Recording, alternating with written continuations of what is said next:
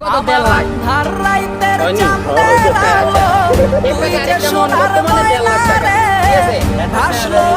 তো আমার ইনকাম নাই কয়টা দেড় তাহলে আমি বড় জিনিস দেখি কিভাবে চলবো?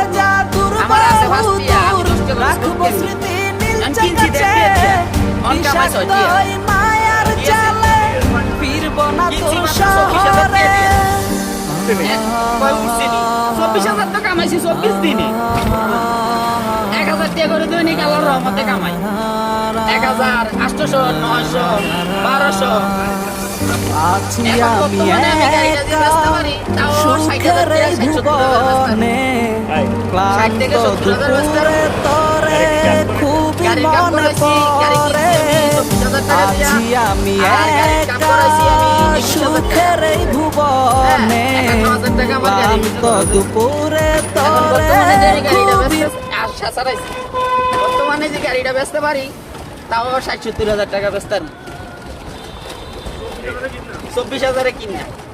এখন আমি কিনি বেশি না কি কারণে আমি দৈনিক এটা দিয়ে আমার 1,000 টাকা ইনকাম হয়। আমার নতুন গাড়ি দিয়ে কি আমি 1500 কামাইতে পারতাম। হ্যাঁ, এখন আমি 1,000 টাকা কামাই, এই কারণে কি আমার নতুন গাড়ি চলে না, আমার পুরানটাই মানে এটাই আমার ভালো। আচ্ছা ঠিক আছে, ওকে।